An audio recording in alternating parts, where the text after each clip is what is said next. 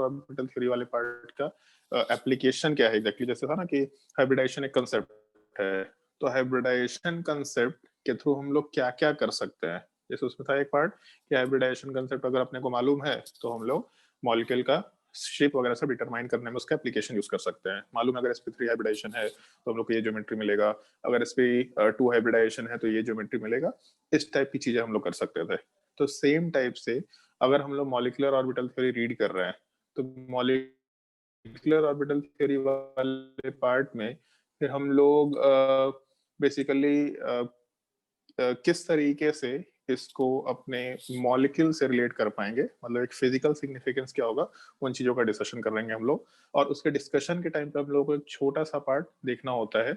उसमें डिस्कशन में last class में जो बताया था मैंने कि molecular orbital diagram of O2 क्या होता है और दूसरा molecular orbital diagram of N2 क्या होता है। ये दो चीजें मैंने बोली थी, ये दो चीजें हम लोग डिस्कस करेंगे, क्योंकि जो भी एप्लीकेशन का पार्ट होगा वो सारा का सारा एप्लीकेशन का पार्ट इन दोनों डायग्राम से रिलेटेड होगा। वैसे एक छोटा सा तुम लोग के पढ़ाने के सीक्वेंस हम चेंजेस कर रहे हैं। जैसे जो जेई वाले स्टूडेंट्स होंगे उनको हम इस तरीके से नहीं पढ़ाते हैं, उन लोगों को पढ़ाने का तरीका अलग होता है। उनको एकदम बहुत डिटेल्ड कंसेप्ट हम लोग मेंशन करते हैं, बहुत सारी चीजें जो एनसीईआरटी में दे भी नहीं रखी वो सारी चीजें मेंशन करते हैं पहले, तब हम लोग molecular orbital diagram of O2 और N2 की बात करते हैं। तुम लोगों में थोड़ा अलग होगा, पहले हम molecular orbital diagram of O2 N2 discuss करेंगे, फिर उससे कैसे क्वेश्चन सॉल्व करते हैं ये डिस्कस करेंगे। और कुछ पॉइंट्स ऐसे हैं जिसका तुम लोगों को एक्स्ट्रा ध्यान रखना, ऑल्दो वो पॉइंट्स एनसीईआरटी में दे नहीं रखे हैं, डायरेक्टली ग्राफ के फॉर्म में दे रखा है, तो उन छोटे छोटे पॉइंट्स को हम लोग फिर एक एक करके डिस्कस करेंगे लास्ट में, ताकि तुम लोगों को समझ में आ जाए कि अच्छा इसके अलावा ये सब पॉइंट्स का भी हम लोग को ध्यान रखना होता है। तो तुम लोगों को हम बहुत सिंपलिस्टिक वे में इस चीज को रिप्रेजेंट करें, क्योंकि नीट के एग्जाम में बहुत सिंपलिस्टिक वे में सवाल पूछा जाता है। और एक चीज, एक पैटर्न उठा के देखना, जब भी केमिकल बॉन्डिंग से सवाल आया है, अगर 2 सवाल आया है या 3 सवाल आया है, तो एक सवाल मॉलिक्यूलर ऑर्बिटल थ्योरी का रहता ही रहता है, मतलब फिक्स है कि एक सवाल इधर का होगा। तो इसीलिए ये टॉपिक तुम लोगों को अच्छा करना होगा, ये टॉपिक अच्छे से सीखना होगा। कहीं कोई भी डिफिकल्टी होगा सर ये चीज बता दीजिए, एक बार फिर से नहीं समझ आ रहा, बेहिचक पूछो, मतलब विदाउट एनी हेजिटेशन तुम लोगों को पूछना है ये चीज, थोड़ा इस एक चीज का ध्यान रखने का, ठीक है।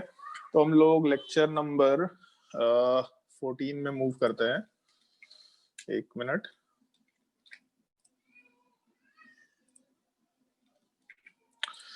Lecture number 14 molecular orbital theory.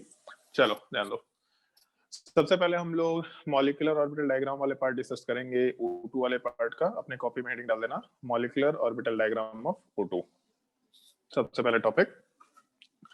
और मॉलिक्यूलर ऑर्बिटल डायग्राम हम लोग दो तरीके से रिप्रेजेंट करेंगे, तुम लोग को कौन सा यूज करना है ये चीज मेंशन करेंगे हम, बट फिर भी हम लोग दो तरीके से रिप्रेजेंटेशन यूज कर रहे होंगे, इस एक चीज का ध्यान रखना होगा। एक सिंपल तरीका है, पहले सिंपल तरीका मेंशन कर रहे हैं, उसके बाद फिर हम लोग थोड़े कॉम्प्लिकेशन वाले पार्ट में जाएंगे।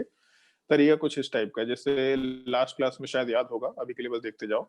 लास्ट क्लास में याद था कि हम लोग linear combination of atomic orbital में ऐसा बोल रहे थे कि जब दो ऑर्बिटल आपस में कंबाइन हो रहा होगा या फिर इंटरफेयर करता है इनके वेव फंक्शंस वाले पार्ट या कुछ कुछ इस टाइप से, मॉलिक्यूलर ऑर्बिटल थ्योरी का फॉर्मेशन कराने के लिए। तो एक ऑर्बिटल हायर एनर्जी पे जाता है, एक ऑर्बिटल लोअर एनर्जी पे जाता है। हायर एनर्जी वाले पार्ट को हम लोग एंटी बॉन्डिंग मॉलिक्यूलर ऑर्बिटल बोलते हैं, और लोअर एनर्जी वाले पार्ट को हम लोग बॉन्डिंग मॉलिक्यूलर ऑर्बिटल बोलते हैं। अगर यहाँ पे 1s ऑर्बिटल है, इधर 1s ऑर्बिटल है, तो 1s केवल सिग्मा बॉन्ड बना सकता, पाई बॉन्ड बना ही नहीं सकता। तो इसका मतलब ये है कि हम लोग जब सिग्मा बॉन्ड बनाएंगे तो नीचे वाले का नाम सिग्मा 1s लिखेंगे, और एंटी बॉन्डिंग वाले पार्ट का नाम हम लोग सिग्मा स्टार 1s के बराबर लिख सकते हैं। तो ये हम लोग के डायग्राम को लिखने का तरीका था, और इसको मैच कराने के लिए हम लोग ऐसा एक लाइंस इसको ऐसा मैच करा के रखते हैं, मतलब ये लिखने का एक हम लोग तरीका बेसिकली मेंशन करते हैं। ये हम लोग का डायग्राम होता है।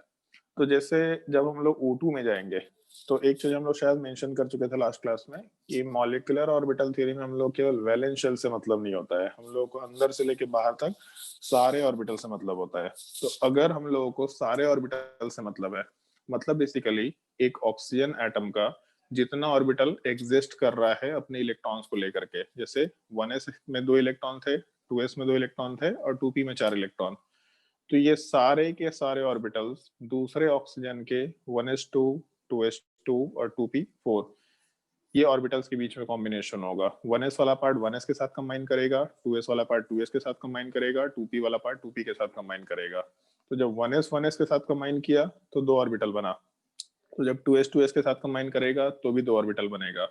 और 2p में टोटल 3 ऑर्बिटल्स होते हैं, नीचे भी 2p में टोटल 3 ऑर्बिटल्स होते हैं। तो जब टोटल मिला करके हम लोगों को 6 ऑर्बिटल्स मिल रहा है, तो 6 ऑर्बिटल्स अगर कंबाइन होंगे तो 6 ऑर्बिटल्स का फॉर्मेशन भी होना चाहिए। तो इसका मतलब ये है कि हम लोग यहाँ पे जो ऑर्बिटल्स के कॉम्बिनेशन की बात कर रहे हैं उससे हम लोग 6 मॉलिक्यूलर ऑर्बिटल्स का फॉर्मेशन करेंगे। तो हम पहले डायग्राम मेंशन कर रहे हैं तुम लोगों को कि डायग्राम किस तरीके से लिख सकते हैं।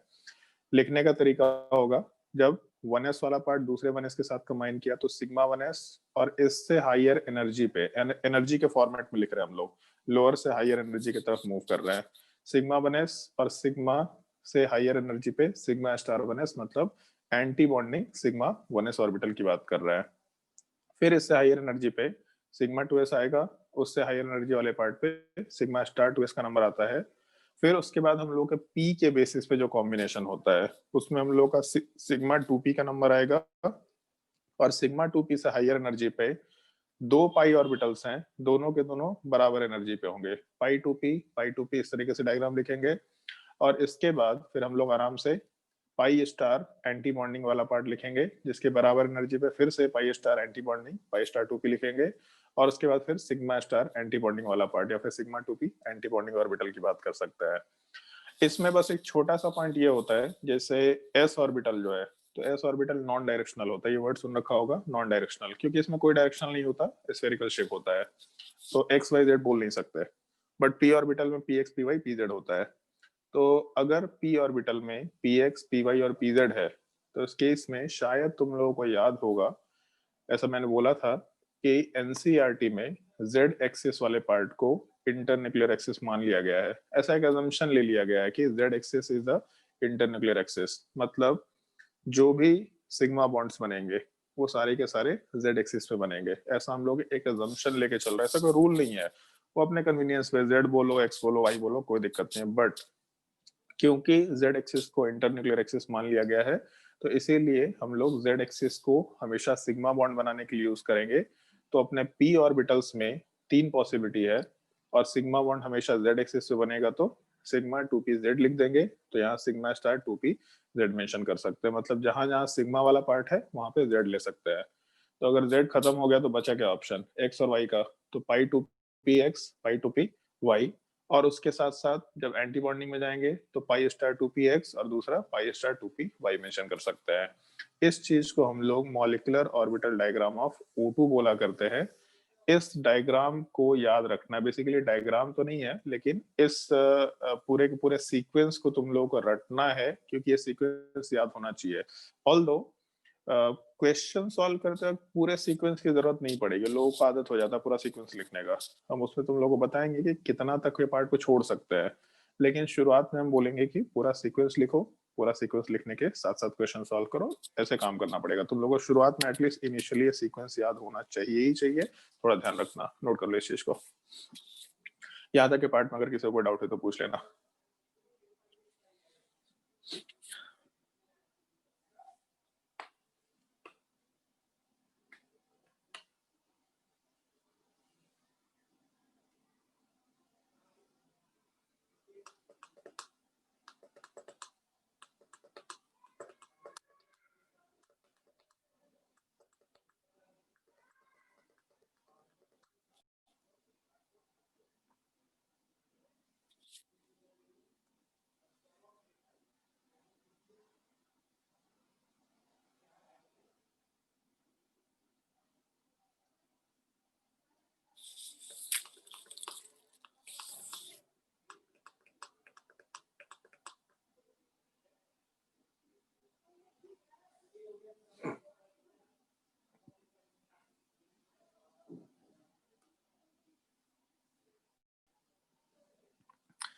सुनने में आगे उत्पल सर तुम लोगों को खूब सुनाया है। Yes sir. क्यों क्यों नालायकी कर रही है तुम लोग, इतना 11th क्लास में आ गए भाई, सीरियस होके पढ़ाई करो। अभी हम रांची से आ रहे थे, मतलब अपने एक कजन, मेरी एक कजन है वहां पे, वो किसी अच्छे कोचिंग में पढ़ती है, मतलब रांची के बहुत वन ऑफ द बेस्ट बोल सकते हैं कोचिंग वहां पढ़ती है। उन लोगों का सिलेबस बहुत पीछे चल रहा है। उन लोगों का अब जाकर के रोटेशन शुरू होगा। केमिस्ट्री में उन लोगों का भी केमिकल बॉन्डिंग शुरू होने वाला है। उन लोगों का सिलेबस बहुत ही पीछे चल रहा है और कोई पूछने वाला नहीं है पढ़ाई कैसे चल रहा है। कोई सर केयर करने वाला नहीं है। हाँ, सर थोड़ा ऊपर कीजिए ना। 1 मिनट। मतलब कोई पूछने वाला नहीं है उनको कि पढ़ाई कैसा चल रहा है, अच्छा चल रहा है, खराब चल रहा है, कोई मतलब नहीं है। बस पढ़ाए जा रहे हैं, पढ़ाए जा रहे हैं। तुम लोगों को कम से कम लोग होमवर्क देते हैं, डिस्कशन करते हैं, कोई मतलब नहीं किसी को। और उसके लिए लोग 2.5 लाख 3 लाख रुपए का फी लेते हैं। और क्योंकि मेरे घर में तो हमको पता चला, फिर हम उसको सजेशन दिए। जब हम दिल्ली जा रहे थे तो एक दिन वहां रुके थे, तो उसको सजेशन दिए कि ये सब बुक्स लो और इसे पढ़ने की कोशिश करो। और वो सब बुक्स लेकर के जब पढ़ना शुरू की तो अभी आए, लौट करके आए तो बोले नहीं बहुत मजा आ रहा है पढ़ करके, अब चीजें समझ में आ रही है। ये सब चीज तो हम लोग को पता ही नहीं गया कुछ भी। तो टीचर लोग तुम लोग को गाली दे रहा है, मतलब केयर कर रहा है बेसिकली। हम लोगों को फर्क नहीं है, पढ़ना नहीं पढ़ना तुम्हारी मर्जी है। बट एटलीस्ट केयर करते तो स्टूडेंट को बाद में समझ में आता। जैसे जो पावनी है, पावनी का जो जिसका 602 मार्क्स आया था, अ, उसको मेडिकल कॉलेज मिल गया, बट पीएमसीएच धनबाद मिल गया। तो उसका कॉल आया मेरे पास, मतलब आज जैसे ही एडमिशन कंफर्म हुआ सबसे पहले मेरे पास कॉल आया कि सर मतलब मिल गया, बहुत मजा आ रहा है। अब तो कम से कम ठीक है, कॉलेज अच्छा नहीं बट कॉलेज मिल गया। क्योंकि वो बोली एक चीज हमको, जब नहीं मिल रहा था कॉलेज तो एक चीज बोले थे कि ठीक है सर इस साल उतना टेंशन नहीं हो रहा, क्योंकि गलती हम खुद किए। लास्ट ईयर यही सब चीज को लेकर के बहुत स्ट्रेस में थे, बट इस साल आपसे बात किए तो टेंशन फ्री है। हम जो गलती की वो नेक्स्ट ईयर नहीं करेंगे, ये हम करने की कोशिश करेंगे। तो डांटना अच्छा चीज है, बट एक बार डांट दिया, 2 बार डांट दिया, उसके बाद हम लोग छोड़ देंगे कि ठीक है जिसको करना है करेगा, जिसको नहीं करना नहीं करेगा। पढ़ना लास्टली तुम ही लोग को है, उसमें हम लोग ज्यादा कुछ नहीं कर सकते। हम लोग मोटिवेट कर सकते हैं, जब चीजें थोड़ी खराब हो रही है समझा सकते हैं कि अच्छी इस चीज को कैसे हैंडल कर सकते हैं। फिजिक्स बहुत मुश्किल है, बहुत मुश्किल है। इंजीनियरिंग वालों के लिए मुश्किल होता है, तुम लोग के लिए तो ऐसे ही मुश्किल होगा कि मैथ्स एकदम बिल्कुल इस तरह तक खत्म हो जाता है। भारी है, चीजें भारी ही है। कंपटीशन इसलिए तो बोला जाता है, बोर्ड का एग्जाम थोड़ा ना चल रहा है। बोर्ड में सबका 90% आ जाएगा। बट अगर चीजें भारी है और एफर्ट भी कम लगा रहे हैं समझने में, सोच रहे कि नहीं हल्का हल्का चीज पढ़ लें और उससे काम हो जाएगा, तो हल्का चीज पढ़ने से आप कंपटीशन नहीं क्लियर कर सकते। आपको अपना दिमाग थोड़ा स्ट्रेस में डालना पड़ेगा, तब जाके थोड़ा चीजें इवॉल्व होंगी। मतलब हम सोचेंगे कि नहीं हम थर्मोडायनेमिक्स में हल्का चीज पढ़ा दे, तो थर्मोडायनेमिक्स में हल्का पढ़ा ही नहीं सकते। अब फिजिक्स में सबसे बड़ा प्रॉब्लम क्या होता है कि फिजिक्स में मैकेनिक्स ही सबसे शुरुआत में था, जो सबसे भारी लगता है लोगों को, वही सबसे भारी लगता है। और उसका टॉपिक आसान लगने लगता है थोड़ा थोड़ा, बट पहले ही चीज इतना भारी लगता है कि लोगों को लगता है अब नहीं हो पाएगा। तो थोड़ा तुम लोग एक्स्ट्रा मेहनत करने की जरूरत है। टीचर अगर डांट रहे हैं तो इसका मतलब ध्यान दे रहे हैं। जिस दिन डांटना छोड़ देंगे इसका मतलब ध्यान देना छोड़ दिए। ये तो हम ज्यादा नहीं डांटते, हम छोड़ दें ठीक है यार कर लो, जैसा करना है कर लेगा, कोई दिक्कत नहीं है। तो थोड़ा मेहनत, चलो ध्यान दो। जैसे molecular orbital diagram of O2 ऐसा मेंशन किए, तो ऐसा जरूरी नहीं कि इसी तरीके से डायग्राम हो। डायग्राम को लिखने का एक्चुअल सेंस ऐसा कुछ होता है कि हम लोग डायग्राम वाले पार्ट में 1 मिनट, डायग्राम वाले पार्ट में हम लोग यहाँ से डायग्राम शुरू करते हैं कि जैसे हम लोगों का जो 1s ऑर्बिटल था और जो दूसरा 1s ऑर्बिटल था ऑक्सीजन का, क्योंकि दोनों ऑक्सीजन का कॉम्बिनेशन हो रहा था, तो एक ऑक्सीजन का 1s ऑर्बिटल, दूसरे ऑक्सीजन का 1s ऑर्बिटल, दोनों में इलेक्ट्रॉन्स थे। क्योंकि ऑक्सीजन का ऊपर कॉन्फ़िगरेशन लिखा था 1s2 2s2 2p4। तो 1s में 2 इलेक्ट्रॉन है, 2s वाले पार्ट में 2 इलेक्ट्रॉन है और 2p वाले पार्ट में 4 इलेक्ट्रॉन है। ऐसा हम लोग मेंशन करते हुए चल रहे हैं। तो अगर हम लोग 1s में 2 इलेक्ट्रॉन है लिख दिया, 1s में 2 इलेक्ट्रॉन है, तो दूसरे दूसरे वाले के भी बॉक्स बना दिया, उसमें भी दोनों इलेक्ट्रॉन्स को रिप्रेजेंट कर दिया। तो जब 1s के साथ कंबाइन करेगा, तो दोनों, क्योंकि ऑक्सीजन एटम है, तो दोनों का जो एनर्जी लेवल है वो एग्जैक्टली सेम रहने वाला है।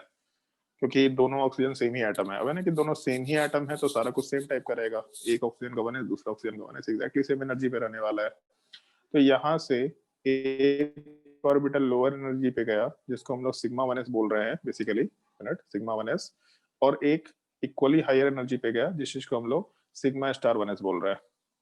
तो अपने डायग्राम वाले पार्ट को जब हम लोग रिप्रेजेंट करना शुरू कर रहे हैं, तो बेसिकली उसमें हम लोग डायग्राम में इस तरह का एक रिप्रेजेंटेशन यूज करने की कोशिश कर रहे हैं। फिर उसके बाद हम लोग के 2s का नंबर आएगा। तो जब हम लोग 2s वाले पार्ट के डायग्राम को मेंशन करेंगे, तो एक ऑक्सीजन के 2s के सामने दूसरे ऑक्सीजन का 2s होना चाहिए। ऑब्वियस सी बात है कि सेम एटम है और दोनों इक्वल एनर्जी पे है। तो एक ऑर्बिटल जो बनेगा मॉलिक्यूलर ऑर्बिटल, वो लोअर एनर्जी पे जाएगा, और जो दूसरा ऑर्बिटल बनेगा वो थोड़े हाइयर एनर्जी पे जाएगा। तुम लोग के भी फोन में वो लैग कर रहा है क्या? थोड़ा लिखा हुआ चीज थोड़ा लैग कर रहा है क्या? कैसे? बताओ भाई कोई। अ, क्या करें भाई इसका उपाय? चलो ठीक है, कोई दिक्कत नहीं है, सुन लो। आज बहुत दिनों बाद क्लास हो रहा, तुम कैंसिल नहीं करना चाह रहे क्लास। तो हम लोग का जो 1s वाला पार्ट है, सॉरी 2s वाला पार्ट है, और जो दूसरा 2s वाला पार्ट है, वो दोनों इक्वल एनर्जी पे था। तो इससे हाई एनर्जी पे, उससे लोअर एनर्जी पे हम लोग ये इलेक्ट्रॉन जाएंगे, ऐसा मेंशन कर सकते हैं हम लोग। फिर से 2s में 2 इलेक्ट्रॉन था, और दूसरे ऑक्सीजन के 2s में भी 2 इलेक्ट्रॉन था, ऐसा मेंशन कर दिया। इसके बाद अगला नंबर आएगा हम लोग के 2p का, और 2p वाले पार्ट में हम लोग को मालूम है कि 3 ऑर्बिटल होता है। तो एक 2p में, एक ऑक्सीजन के 2p में 3 ऑर्बिटल, और दूसरे ऑक्सीजन के 2p में भी 3 ऑर्बिटल, और दोनों में 4-4 इलेक्ट्रॉन्स है। तो 1 2 3 और चौथा इलेक्ट्रॉन। दूसरे वाले साइड में भी 1 2 3, और यहाँ पे फोर्थ इलेक्ट्रॉन मेंशन कर दिया। जब 2p वाला पार्ट 2p के साथ कंबाइन करेगा, तो एक सिग्मा ऑर्बिटल का फॉर्मेशन और 2 पाई ऑर्बिटल का फॉर्मेशन, और दोनों पहले हम लोग बॉन्डिंग बना रहे हैं। और उसके बाद हम लोग उसी मीन एनर्जी लेवल से ऊपर पाई स्टार का फॉर्मेशन करेंगे, और उसके ऊपर जाने के बाद हम लोग सिग्मा स्टार का फॉर्मेशन कर सकते हैं आराम से। इसको थोड़ा साइड कर देते हैं,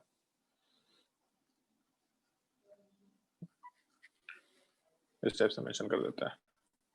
तो इस केस में हम लोग को इस बार ज्यादा ऑर्बिटल्स का फॉर्मेशन मिल रहा था। एक तो हम लोग को सिग्मा ऑर्बिटल भी मिल रहा है, दूसरा उसके अलावा पाई ऑर्बिटल भी मिल रहा है। तो सिमिलर टाइप्स हम लोग को पाई स्टार भी मिलेगा, ऐसा हम लोग मेंशन करते हुए काम कर सकते हैं। और हम लोग को सिग्मा स्टार भी मिलेगा, ये भी मेंशन करते हुए काम कर सकते हैं। ये लिखने का हम लोग का एक बेसिक तरीका हो सकता है। तो ये हम लोग का ओवरऑल मॉलिक्यूलर ऑर्बिटल डायग्राम है। एक्चुअल में यही डायग्राम है, किसी भी स्टैंडर्ड बुक्स को देखो तो ये डायग्राम मिलेगा। बट क्योंकि इस डायग्राम का ज्यादा कोई सिग्निफिकेंस नहीं है, इसके बिना भी काम हो जाता है। कुछ कुछ पॉइंट्स है जिसको हम लोग को ध्यान रखना होता है। वो क्या क्या पॉइंट्स होते हैं करके मेंशन करेंगे। जैसे सबसे पहला पॉइंट तो ये कि जब हम इलेक्ट्रॉन फिल करना शुरू करेंगे, तो इस पूरे डायग्राम में हम लोगों का सबसे लोअर एनर्जी का डायग्राम सिग्मा 1s है, क्योंकि हम लोग इस पूरे डायग्राम को एनर्जी के फॉर्मेट में रख रखे हैं। मतलब नीचे से ऊपर जाते वक्त हम लोग एनर्जी के फॉर्मेट में रखेंगे। जैसे जैसे नीचे से ऊपर जाएंगे, एनर्जी हम लोग का बढ़ता जाएगा। तो सिग्मा 1s सबसे लोअर एनर्जी पे होना चाहिए, ऐसा बोल सकते हैं। इससे ऊपर जाने पे सिग्मा स्टार 1s होगा, उससे ऊपर जाने पे सिग्मा 2s का नंबर आएगा, उससे ऊपर जाने पे सिग्मा स्टार 2s का नंबर आएगा, उसके ऊपर जाने पे सिग्मा 2p z होगा, क्योंकि हम लोग सिग्मा बॉन्ड को z एक्सिस पे बना के चलते हैं। उसके ऊपर जाने पे पाई 2p x, और बराबर एनर्जी पे पाई 2p y का नंबर आना है। फिर एंटी बॉन्डिंग में पाई स्टार 2p x, पाई स्टार 2p y, और उसके ऊपर जाने पे फिर हम लोग sigma star 2p z mention कर सकते हैं।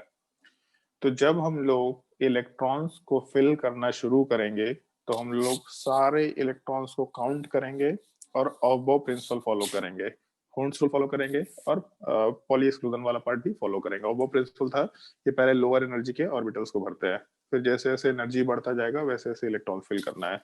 पॉली एक्सक्लूजन प्रिंसिपल, एक ऑर्बिटल में मैक्सिमम 2 इलेक्ट्रॉन डाल सकते हैं, और दोनों अपोजिट स्पिन का होगा, ऐसा हुंसुल वाले पार्ट पे मेंशन करते थे। ऑल्दो उसमें हुंसुल में भी मेंशन नहीं, सॉरी पॉली में भी मेंशन करते थे कि दोनों अपोजिट स्पिन का होगा।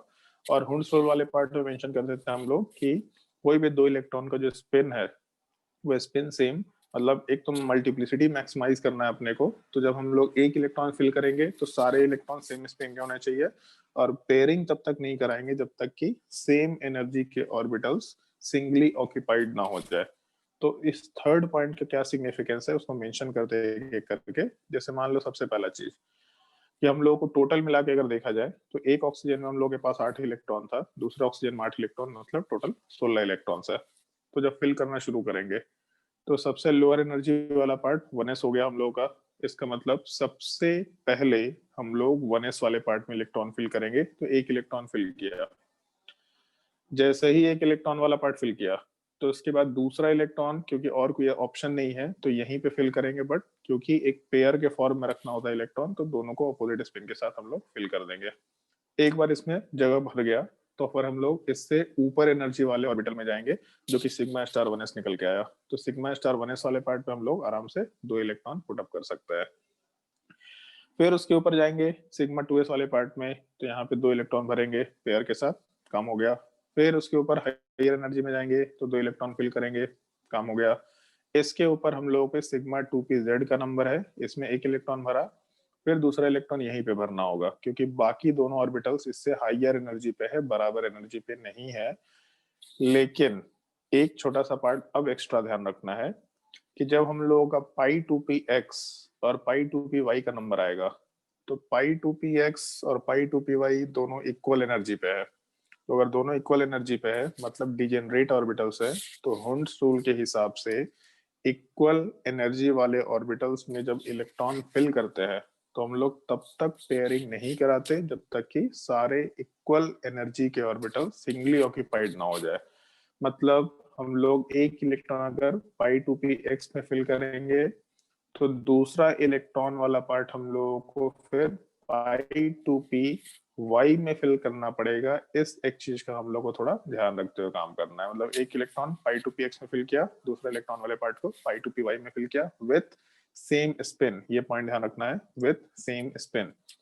अब जैसे ही हम लोग दोनों में इलेक्ट्रॉन फिल कर दिए, तब हम लोग पेयरिंग करा सकते हैं। जैसा था ना कि मान लो ऐसा एक पी ऑर्बिटल वाला पार्ट है, तो पी ऑर्बिटल वाले पार्ट में पहले एक में इलेक्ट्रॉन भरते थे, फिर दूसरे में, फिर तीसरे में। ऐसा हम लोग नॉर्मली फिल करने की कोशिश किया करते थे कि पी ऑर्बिटल है, तीनों सेम एनर्जी पे है, तो 1 2 3 ऐसा भरे, फिर जाके हम लोग पेयरिंग करा सकते थे कहीं पे भी। तो ये जो पेयरिंग वाला प्रोसेस है, ये पेयरिंग का प्रोसेस हम लोग तब कराएंगे जब डिजेनरेट ऑर्बिटल या सेम एनर्जी के ऑर्बिटल सिंगली ऑक्यूपाइड हो जाए। तब हम लोग उसी चीज को यहाँ अप्लाई करेंगे। मतलब हम लोग के पहले दोनों में एक एक इलेक्ट्रॉन फिल हो गए और इसके बाद फिर हम लोग यहाँ पे आराम से दूसरा इलेक्ट्रॉन फिल कर सकते हैं। सो हम ग्रीन कलर से डिनोट कर दे रहा है। इससे हम लोग दूसरा इलेक्ट्रॉन फिल करके पेयरिंग करा दिए। तो एक चीज तो सोच के देखो कि जैसे नीचे साइड में सबसे नीचे में जाता है, तो नीचे में 1s में 2 इलेक्ट्रॉन था, दूसरे 1s में भी 2 इलेक्ट्रॉन था, टोटल 4 इलेक्ट्रॉन था। तो सिग्मा 1s में 2 इलेक्ट्रॉन आ गया और सिग्मा स्टार 1s में भी 2 इलेक्ट्रॉन आ गया। तो अगर 1s में हम लोग के पास 2 इलेक्ट्रॉन है, मतलब टोटल 4 इलेक्ट्रॉन्स, तो सिग्मा 1s में 2 इलेक्ट्रॉन आ गया, सिग्मा स्टार 1s में 2 इलेक्ट्रॉन आ गया, मतलब चारों इलेक्ट्रॉन हम लोग का कवर हो चुका है। ऐसा हम लोग मेंशन करते हुए काम कर रहा है। तो 4 इलेक्ट्रॉन जो सिग्मा जो 1s का था वो कवर हो चुका। फिर जब 2s में गए, एक 2s से दूसरे 2s में गए, तो एक 2s में 2 इलेक्ट्रॉन, दूसरे 2s में 2 इलेक्ट्रॉन, मतलब टोटल मिला के 4 इलेक्ट्रॉन अपने पास। वो चारों इलेक्ट्रॉन को हम लोग सिग्मा 2s और सिग्मा स्टार 2s में कवर कर चुके हैं। तो यहाँ के भी इलेक्ट्रॉन्स आपस में डिस्ट्रीब्यूट हो गए, कवर हो चुका है। जब 2p में जाएंगे तो 2p वाले पार्ट में अपने पास 4 इलेक्ट्रॉन होता था, 2p4, दूसरे वाले साइड में भी 2p4। तो टोटल मिला के 8 इलेक्ट्रॉन है। तो 8 ही इलेक्ट्रॉन बेसिकली भरना है अपने को। तो इस केस में सिग्मा 2p में 2 इलेक्ट्रॉन भरे, फिर उसके बाद पाई 2p में 2 इलेक्ट्रॉन भरे, पाई 2p में 2 इलेक्ट्रॉन भरे, तो 2 2 4 तो 6 इलेक्ट्रॉन तो वैसे ही हो गया। और उसके बाद जैसे ही 6 इलेक्ट्रॉन हो गया तो अगले नंबर पे जाएंगे हम लोग, तो पाई स्टार 2p का नंबर आएगा। पहले एक में एक इलेक्ट्रॉन फिल करेंगे, उसके बाद हम लोग तुरंत इक्वल एनर्जी वाले पार्ट में दूसरे इलेक्ट्रॉन को फिल करेंगे, मतलब पाई स्टार 2p वाई में एक इलेक्ट्रॉन फिल करेंगे। तो हम लोग का 6 इलेक्ट्रॉन नीचे सिग्मा में फिल हो चुका था, 2 इलेक्ट्रॉन ऊपर फिल हो चुका, मतलब 8 इलेक्ट्रॉन कवर हो चुका है। तो हम लोग का जो डायग्राम है यहीं पे जाकर के खत्म हो जाएगा, ऐसा हम लोग मेंशन कर सकते हैं। टोटल काउंटिंग भी कर सकते हैं, जैसे सबसे शुरुआत में किया था कि टोटल ऑक्सीजन वाले पार्ट में कितने इलेक्ट्रॉन्स है, तो टोटल ऑक्सीजन में 16 इलेक्ट्रॉन्स है। तो हम लोग का सबसे नीचे 2 इलेक्ट्रॉन, फिर उसके सिग्मा स्टार 1s में 2 इलेक्ट्रॉन, मतलब 4 हो गया, सिग्मा 2s में 2 इलेक्ट्रॉन 6, सिग्मा स्टार 2s में 2 इलेक्ट्रॉन मतलब 8, सिग्मा 2p में 2 इलेक्ट्रॉन 10, पाई 2p में 2 इलेक्ट्रॉन 12, दूसरे पाई 2p वाई में 2 इलेक्ट्रॉन 14, और उसके बाद pi star 2p X, pi star 2p Y में एक एक इलेक्ट्रॉन है, मतलब 16 इलेक्ट्रॉन हम लोग कवर कर चुके हैं। ये हम लोगों का ऑक्सीजन का मॉलिक्यूलर ऑर्बिटल डायग्राम प्रॉपर तरीके से मेंशन कर सकते हैं। ऑल्दो हम लोग इतना बड़ा डायग्राम मेंशन नहीं करेंगे अनटिल अनलेस कि तुम्हारे स्कूल के एग्जाम में बोला जाए कि O2 का मॉलिक्यूलर ऑर्बिटल डायग्राम बनाओ, तो ये डायग्राम बनाना है। बट अगर नहीं बोला जाए तो हम लोग एप्लीकेशन में इस तरीके से काम किया करेंगे। जो ऊपर तुम लोग को डायग्राम लिखने बोला था, सिग्मा 1s है, फिर सिग्मा स्टार 1s है, फिर उसके बाद सिग्मा 2s दे रखा, फिर सिग्मा स्टार 2s दे रखा, फिर उसके बाद जैसे जैसे हम लोग आगे जाएंगे तो उसके इसमें पाई हम लोग को सिग्मा 2p का नंबर मिलेगा, फिर उसके बाद पाई 2p का नंबर मिलता है, पाई 2p थोड़ा लैग कर रहा है स्पीड की वजह से। फिर उसके बाद पाई स्टार 2p का नंबर आया, पाई स्टार 2p का नंबर आया, और उसके बाद सिग्मा स्टार 2p वाले पार्ट को कंसिडर करते हुए काम कर सकते हैं। ऐसा हम लोग आराम से मेंशन करते हुए काम कर सकते हैं।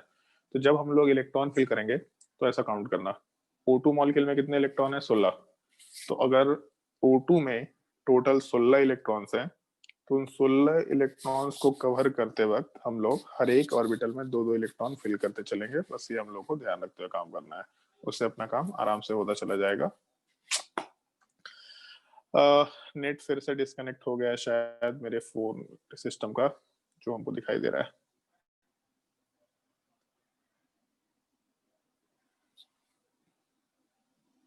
एक मिनट।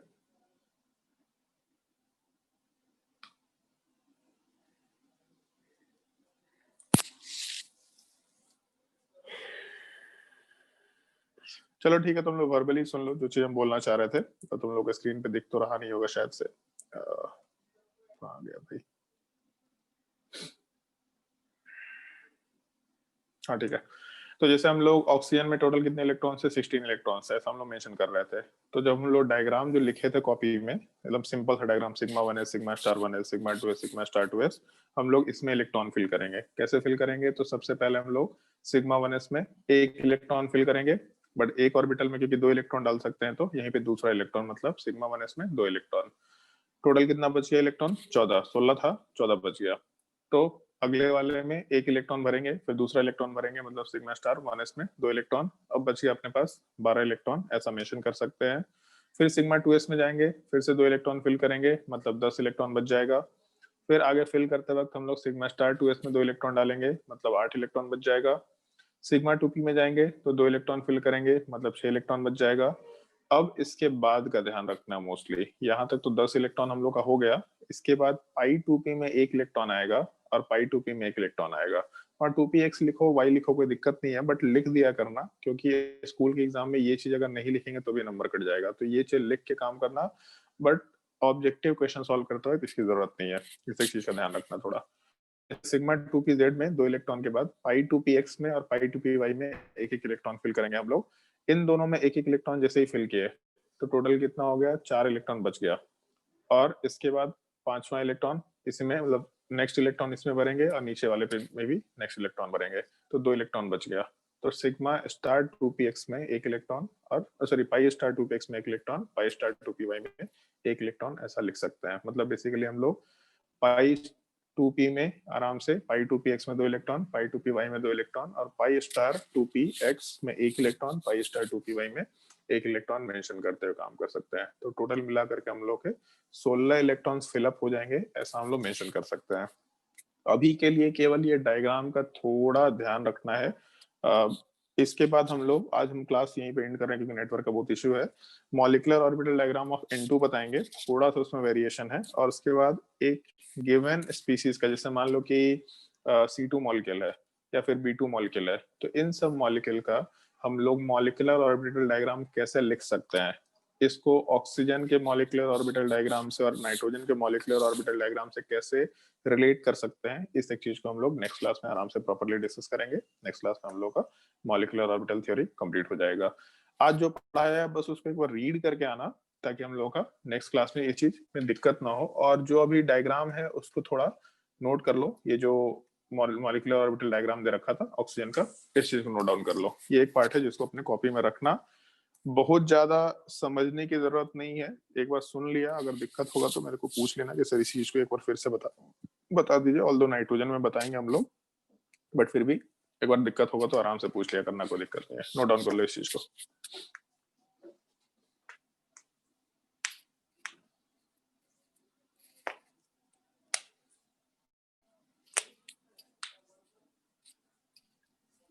सर हाँ बोलो। Sir sigma star 2p z का एनर्जी लेवल पाई स्टार 2p x और y से ज्यादा क्यों है?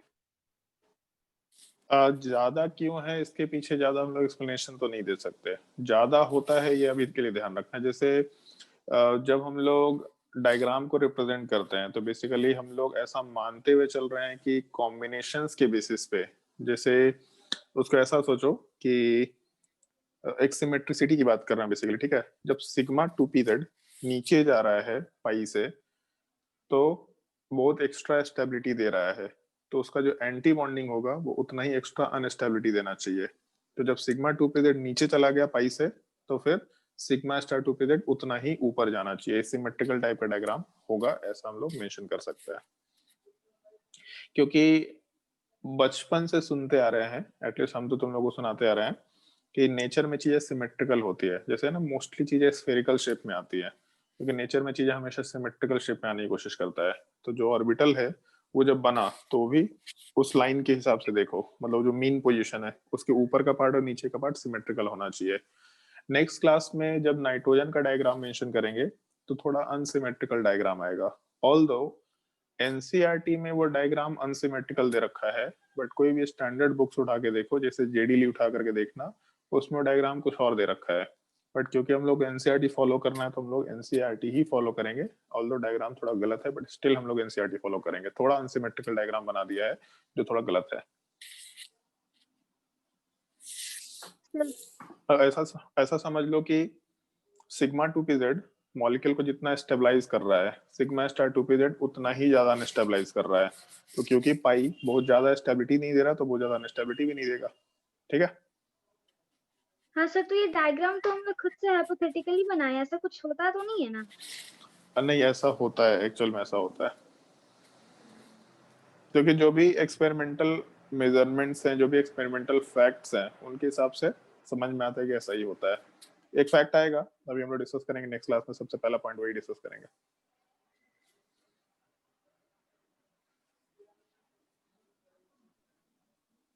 सर एमओटी इज पॉलीसेंट्रिक मतलब? एमओटी इज पॉलीसेंट्रिक मतलब जैसे हम लोग जब वैलेंस बॉन्ड थ्योरी की बात करते थे तो उसमें बोला था लेविस स्ट्रक्चर में सेंट्रल एटम डिसाइड करो। तो सेंट्रल एटम मतलब मान के चल रहे थे कि एक एटम के अलोंग सब कुछ एग्जिस्ट कर रहा है। यहाँ पे एक एटम के अलोंग कुछ भी एग्जिस्ट नहीं करता, यहाँ पे हर एक एटम के अलोंग सब कुछ एग्जिस्ट करता है। तो एक से ज्यादा यहाँ सेंटर्स चल रहे होते हैं, इसलिए पॉलीसेंट्रिक बोलते हैं। अगर दो एटम है तो डाइसेंट्रिक या बाइसेंट्रिक, अगर तीन है तो ट्राइसेंट्रिक। तीन या तीन से ज्यादा के लिए हम लोग पॉलीसेंट्रिक वर्ड यूज कर सकते हैं। पॉलीसेंट्रिक बोलो या पॉलीन्यूक्लिक बोलो, दोनों वर्ड यूज कर सकते हैं।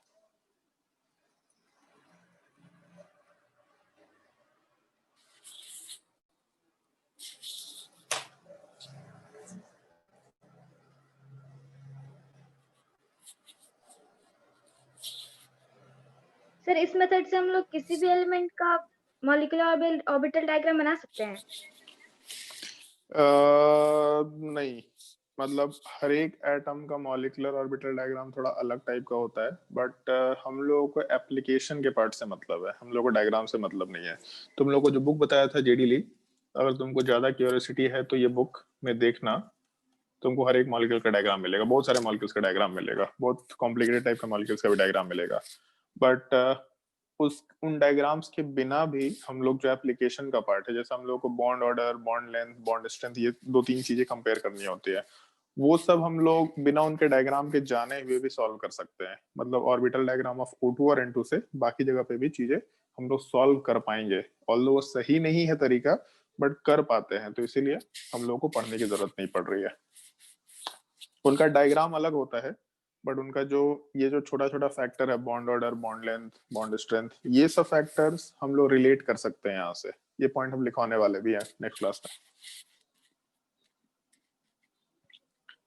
और कोई डाउट किसी को? जिसको भी जो भी डाउट होगा पूछ लेना, आराम से पूछ लेना। हिरांक्षा, क्लास में समझ आया सब कुछ? क्या दिक्कत हुआ?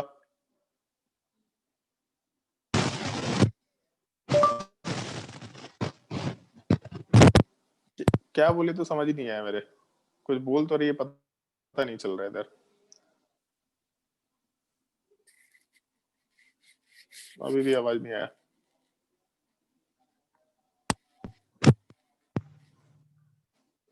हेलो।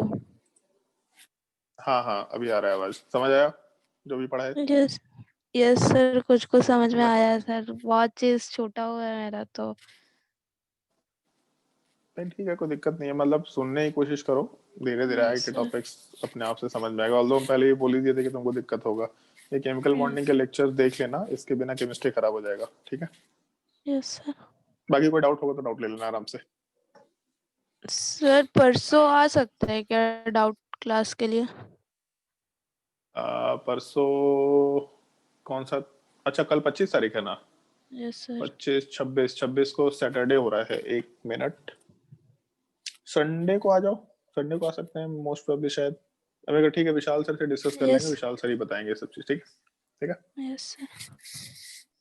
ओके, बाकी ऑफलाइन डाउट क्लास के लिए आ सकते हैं, कोई दिक्कत नहीं है, जिसको भी आना आ सकता है। जिसको भी जो भी टॉपिक पढ़ना है, पूरे केमिस्ट्री का कहीं का कोई टॉपिक वो पढ़ना है कि सर ये टॉपिक हमको नहीं समझ में आया, आराम से ऑफलाइन आ सकते हैं, कोई दिक्कत नहीं है।